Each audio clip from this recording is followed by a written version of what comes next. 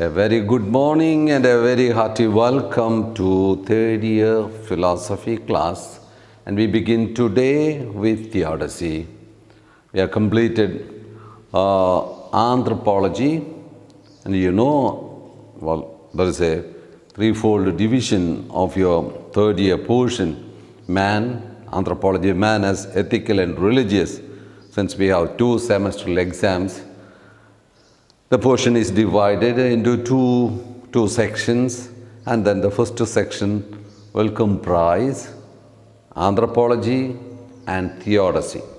And in the second semester, we will be dealing at length with ethics. Of course, the order is anthropology, ethics, theodicy. And if you look at the sequence of it, in the sense, man, he begins to reflect about himself and about his neighbor, and thus comes the ethical aspects. And then slowly he also raises his mind in and around and to the divinity, to God, to the divine. And that's how we have initially formed the third year special course called anthropology, or man as ethical and religious. But then, since there are 2 semestral exams, 5th semester and 6th semester, we have put together anthropology and theodicy. Therefore, we begin with theodicy today. It's an interesting topic. At the beginning itself, I would like to tell my students to remember all what you studied regarding God. Regarding God means all the philosophical explanations that you have had from the first year, first semester, second year, first year, second semester, second year, first semester, third semester, and second year, fourth semester, and third year, the 5th semester. And now we are in the 5th semester. So, you studied ancient medieval philosophers and modern philosophers. Regarding God, what did they say? Yes, some of them proposed proofs and all. Particularly remember the 5 proofs proposed by St. Thomas. Very important, because we have to take it up again, analyze it critically. Follow? Yes, critically study it and then reformulate. Yes, we had already done this process at one time while studying Kant in your second year, second semester, means 4th semester. Clear? So, we need to keep all these, you have studied with you, carry along with you, and then, here, for anthropology, theodicy, we are not going to take a traditional approach. A traditional approach is in terms of existence and non-existence. So, proofs for God's existence. You have seen it. And then, while dealing with God, the topic God, we have some philosophers have proposed their own proofs. Now, for example, Descartes, yes, Descartes' proofs for God's existence. He has taken the proofs from the traditional medieval philosophy, but then he has given his own interpretation of it. Clear? For example, in Descartes you get it. Yes, idea, proofs for God's existence. Yes, I have an idea of a perfect being in my mind. Imperfect that I am, I cannot be the originator, or I cannot be the origin of this idea in myself. Yes, idea of a perfect being. That perfect being is eternal, immutable, and all that goes. So I have an idea of a perfect being. being an imperfect being as myself, well, it cannot come from me. It must have been placed in me by a cause greater than me. And that is called godly cause.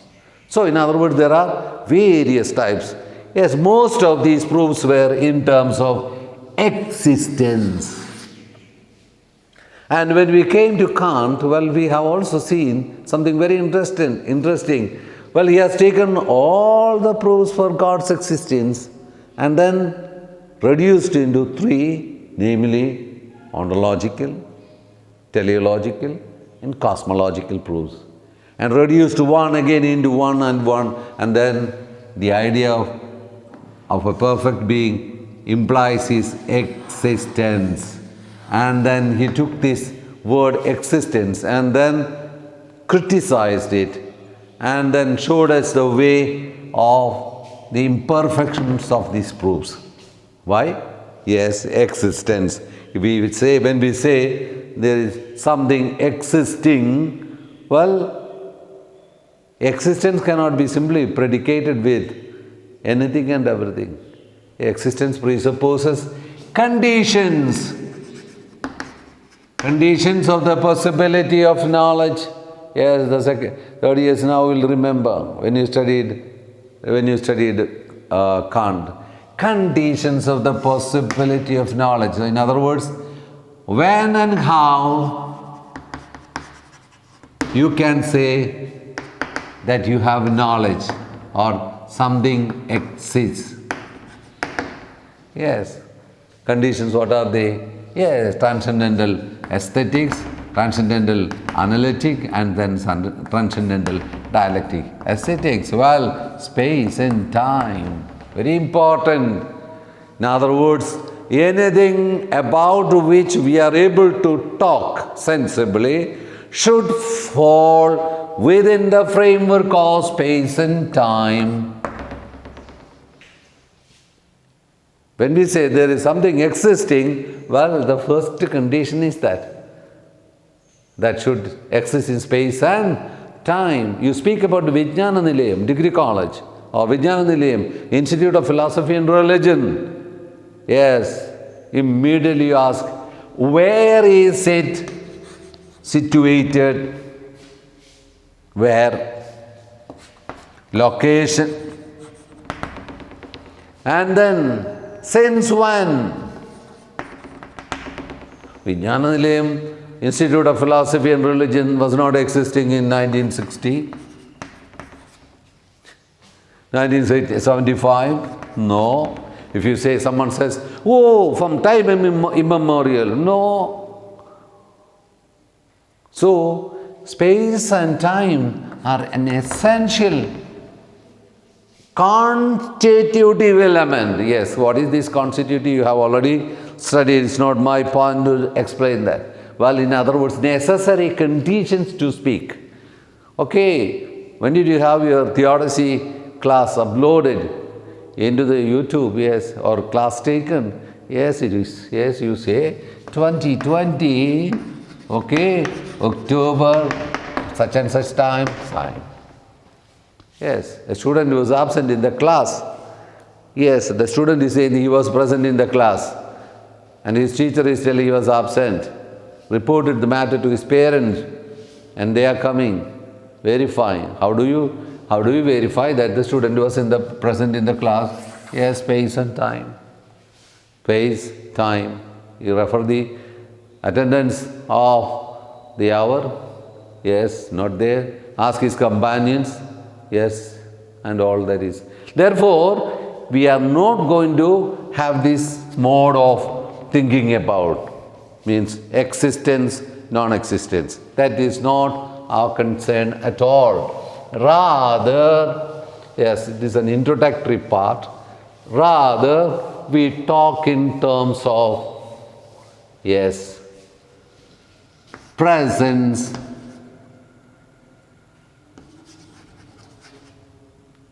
absence.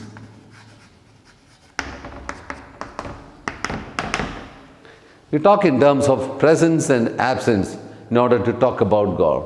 Yes, presence absence category and its implications that will go into it. But then, what do you mean by pray as a something existing before you?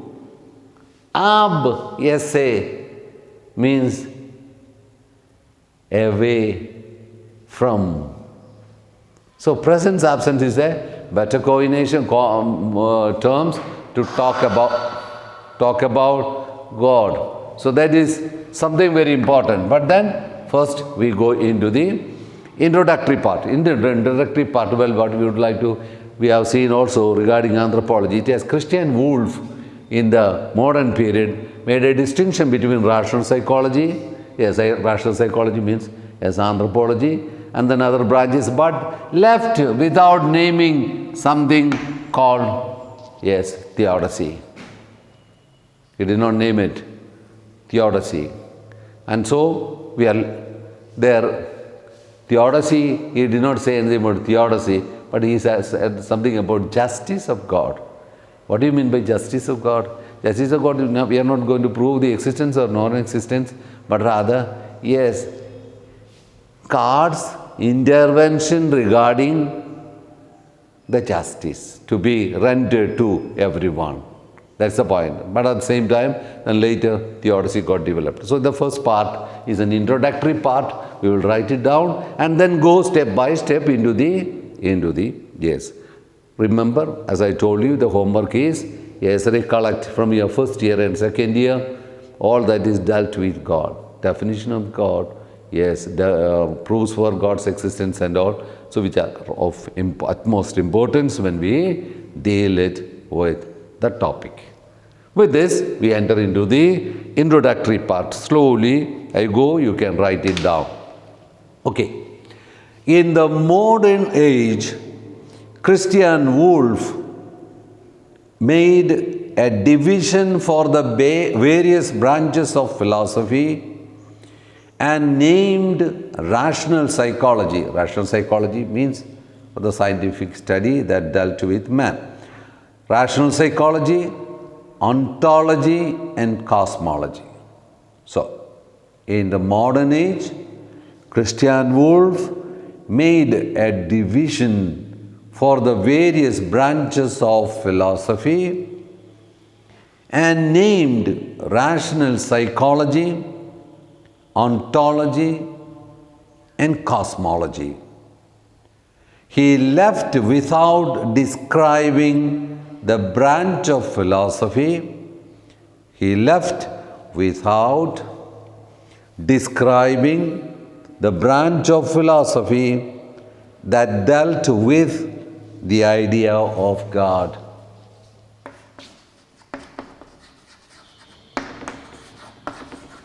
So he left without naming that branch that deals with the idea of God. So the division that he made was, yes, rational psychology. Rational psychology means, yes, for the scientific science that dealt with man, ontology and cosmology. And he left without describing the branch of philosophy that dealt with the idea of God. So that's the point. Okay. Later on, there developed a branch of philosophy called Theodicy. Later on, there developed a branch called Theodicy. Some call it Theodicy, but Theodicy. Okay. The word Theo refers to Theodicy. The word Theo refers to, yes, the word Theo refers to God. Yes. No. They say, yes, the word Theo refers to God and Deity refers to Greek dike. Greek dike means justice of God. Okay. Greek means justice, dike means justice and right. Justice and right. So in other words, the word theodicy, yes, later on a branch was developed, named it theodicy. We enter into the topic because we had already a very broad interpretation of the introduction, broad introduction to our course in the beginning. So we don't simply go on with the bigger introductions. Okay, so later on a branch was developed called theodicy. Theo means God, Decy is a Greek word, is coming from the Greek word called dike, means justice and right. Now you will understand. Yes, justice of God. That's what is theodicy meant. Not proving and not disproving and all. We cannot simply prove and disprove. But then, well, justice of God. There is something called justice of God being done or given to humans. Yes, in other words, yes, it's something much deeper. Yes. In Indian philosophy, you have this Sanadana Satya and all, clear. Yes, the more or less, yes, it comes here. The word theo refers to God and Decy refers to Greek, dike, D-I-K, means justice and right. That's the thing. Remember so much. Okay. Theodicy was then understood to be that branch of philosophy. Yes, theodicy was then understood to be that branch of philosophy which dealt with the punishment of the justice of God. Punishment of the justice of God. This is the point. Later we made a twist in that, clear. So, in other words, theodicy was then understood to be the branch of philosophy that with the punishment of the justice of God, the punishment of the justice of God. In other words, God's justice over the unjust and the just. God giving His justice to the just and unjust. Yes, that's to be filled in. Clear? So, in other words, theodicy is not talking about the branch of science. Theodicy is not simply meant to talk about existence and non-existence of God, but rather, yes, God's punishment of the justice of God to humanity. Clear? Therefore, yes, something very much more deeper and much more relevant. Okay. In dealing with, theodicy then was understood to be that branch of philosophy which dealt with the punishment of the justice of God in dealing with the world where evil exists. Yes, in dealing with the world where, yes, injustice exists. Yes, you reflect about it, then you will understand what is theodicy. So I'll read that sentence once again. Theodicy was then understood to be that branch of philosophy which dealt with the punishment of the justice of God in dealing with the world where evil exists. Clear? Yes. Yes, evil exists. Where evil exists, the punishment of God in the form of justice means for the just and for the unjust, justice is being rendered. So keep this idea in mind.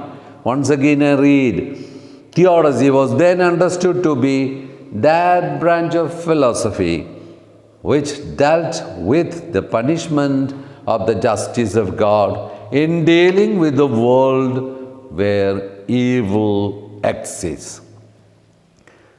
Therefore, traditionally, theodicy meant that dealt with proofs and the question, can just God deal or permit evil? So look at how very idea is taken in a different sense. Look at what is that? Yes, just God can do evil. Or, yes, traditionally, theodicy meant that dealt with proofs and the question, can just God deal or permit evil? Where does evil come from and all that? So many questions went on with that. So that is the first part of the introduction. There are 3 paragraphs. This is the first paragraph, clear. And the second one is much simpler. Our intention at any rate is not much to speak in terms of God's existence and non-existence. That is what the first part I explained first. Clear?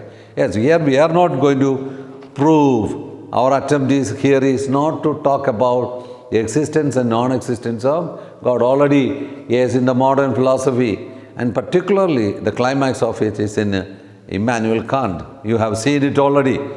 Yes, he has mercilessly attacked the traditional proofs for God's existence and pointed out the lacuna, the problem in the arguments. And then he presented a new proof for God's existence. So that is all. Therefore, traditional theodicy meant, yes, all this is connected with, but then our intention at any time is not so much to speak in terms of God's existence or non-existence, but rather our attempt is at a philosophical reflection.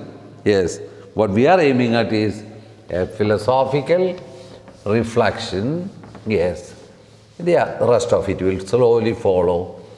Yes, what is our attempt? Our attempt here is a philosophical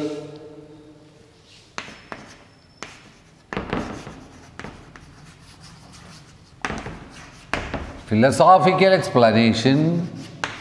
Okay.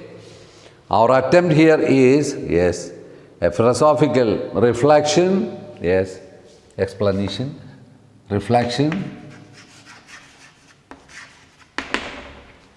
Okay, a philosophical reflection upon an experienced presence-absence.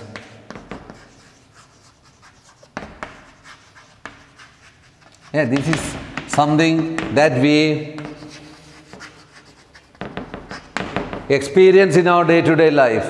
What is that? The presence-absence. Well, we will come in details about it. But then, for the moment only, I am just introducing the terminology. So, our attempt here is a philosophical reflection.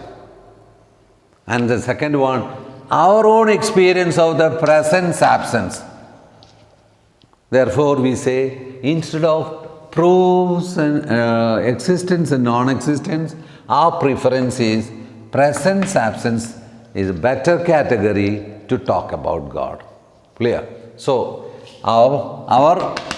we are going to rely on a philosophical reflection, and that philosophical reflection will take into account not the terminologies of existence and non-existence, but rather presence, absence. So that is the category with the help of which we go for a philosophical reflection. So keep that also in mind. In other words, but rather we attempt at a philosophical reflection, yes, upon and an experienced presence, absence of God in human existence in history. Yes, that's the point. Absence, presence in human existence and history. Okay, the third paragraph. We do not follow the traditional approach that favors existence and non-existence, which is already explained. So we are not going to take up yes, existence, non-existence category for our philosophical reflection. Because in the first place, what happens? A little reflection about that. We are not going to take up, yes, existence and non-existence, yes, as a category for our philosophical reflection. Why we don't attempt it? Precisely, yes, it would mean, yes, that we place, first of all, we place God as a problem.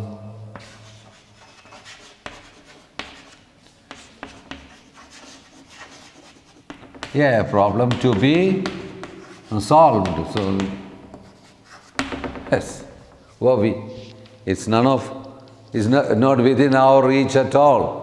When an appropriate time comes, I will bring again Kant for your better clarity. So, in other words, well, God is, when we take absence, existence, non-existence, well, we are taking God as a problem.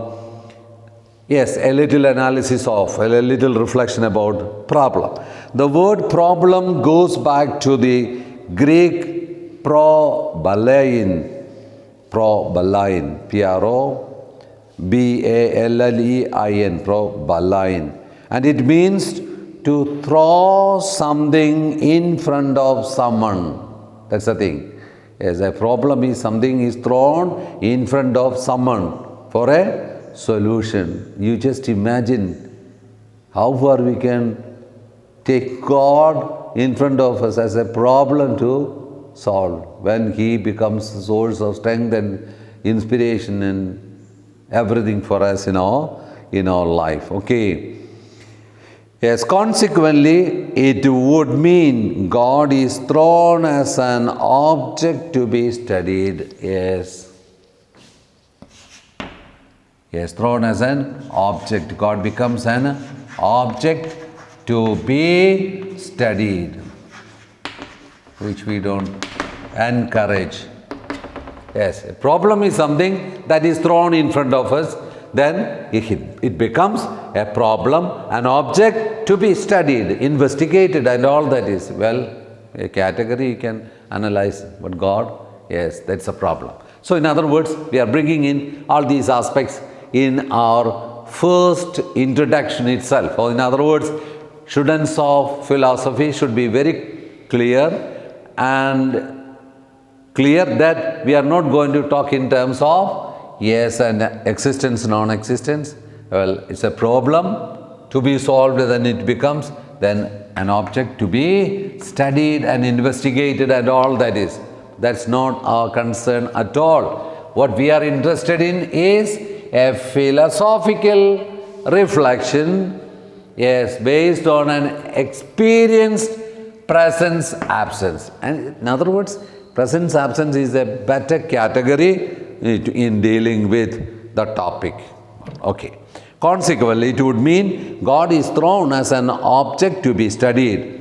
That would lead to an objectifying approach. Yes, that's a point which we have dealt with in various places. Objectifying approach which is theoretical and abstract.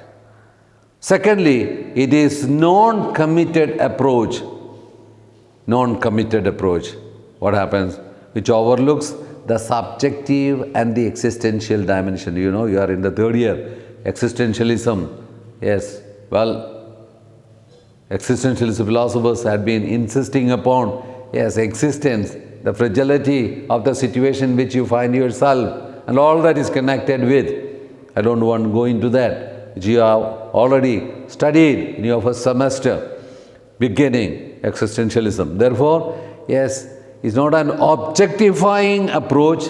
Well, as a subject involved reflection, that is what is important. Therefore, it is a non-committed approach which overlooks the subjective and existential dimension.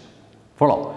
Therefore, this is the general introduction. Well, in the introduction, well, we said it was Christian Wolff who made the division of philosophy into rational psychology, ontology, and cosmology, and left without naming a branch that dealt with God, and later developed the branch called Theodicy. Yes. And then, well, we also found so many proofs for God's existence and all that is theodicy coming. But then naturally in the beginning, well, it was not about proofs and all. Yes, how God does His justice in a world where you find evil. So in other words, it is about justice of God. Justice of God in reference to a world that is evil. Or in other words, people getting justice in their difficult situation. Okay. And then the second point was, yes, we are not going to deal with the so-called existence, not going to make use of the existence, non-existence categories for our reflection, but rather presence, absence. It's a philosophical reflection based on our own experience of the absence in presence. Well, it's a very interesting, important category while dealing with God talk that we will take up at length and discuss its implicit nature or salient features inherent in this absence presence. Therefore, well, for the moment, this is the first part of it, and we enter into the introduction is over. Yes, you can go through it and make your own reflections, questions, and send into the WhatsApp or to email gmail.com, cherianscareer@gmail.com. So the general introduction to theodicy is over, and we start with the second point. So one was introduction. Okay. Number two, well, we have already introduced the theme. Absence, presence. The presence, absence, the more appropriate category. The presence, absence, more appropriate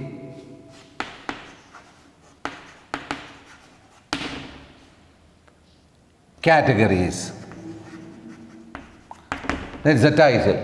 Presence, absence, more appropriate categories. Now, here what we are going to say is that, yes, we prefer in dealing with the subject theodicy, the categories. We don't prefer existence, non-existence, which is already given in the introduction. We prefer absence, presence, more appropriate categories in God talk. Why at all? Yes, that is something very, very, very, very interesting. That is what we are.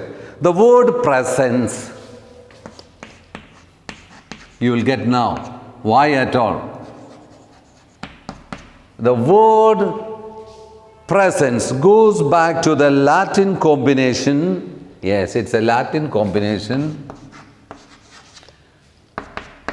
So the word presence goes back to the Latin combination pre, yes, and esse. Remember this, pre esse, okay, Latin it is, means a situation of being in front of the being.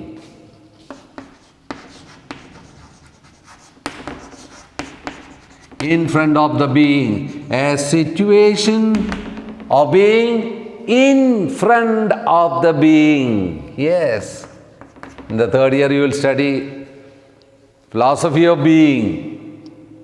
Yes, that is in the second semester.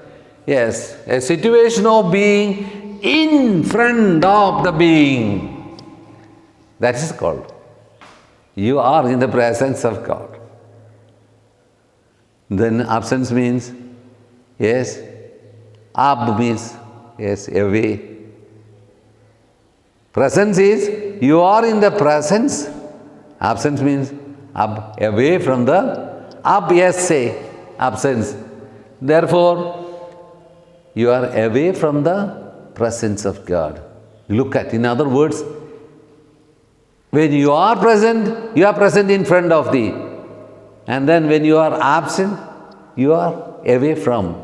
That's the point. So, presence goes back to the Latin combination pre and esse, means a situation of being in front of the being. Being means esse. In front of the being of something or someone. Of something or someone. Yes, anything for that matter.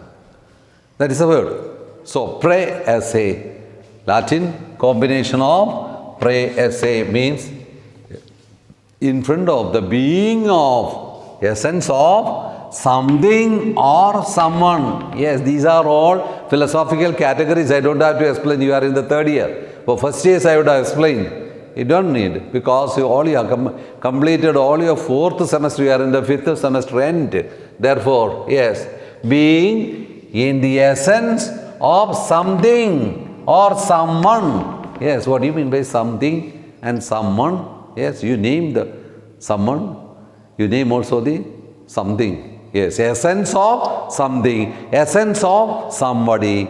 That's the point. Okay. The word absence can be split into Latin ab esse again.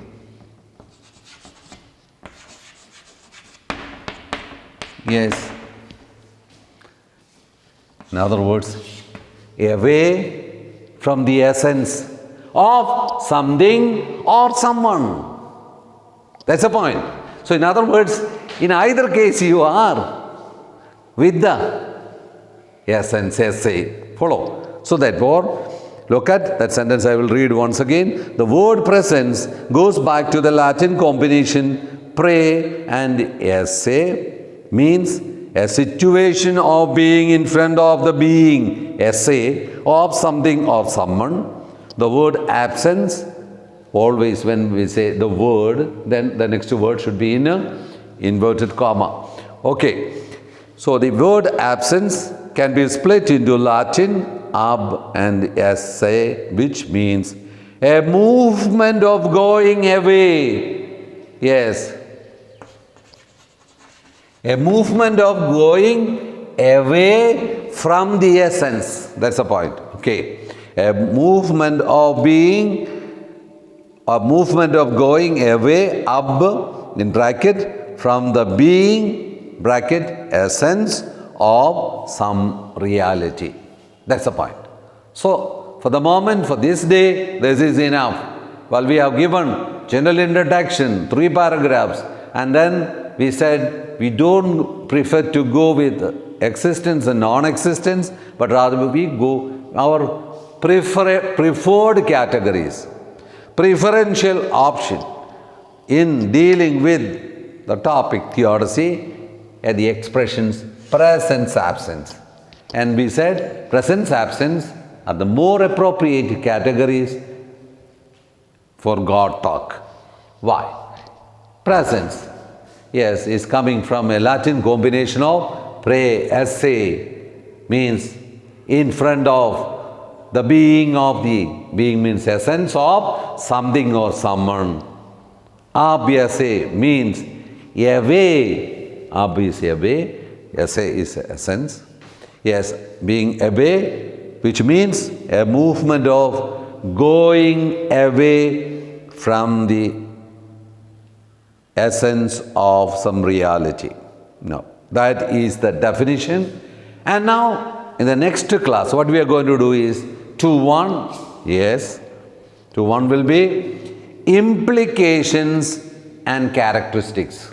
Yes, that will be the next, that will be dealt with in the next class. In other words, yes, after having introduced absence and presence, now we say, well, what are its implications?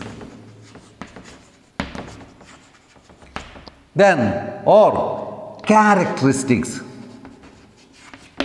Okay, implications, what does it mean? What are its characteristics? That will be dealt with in the next class.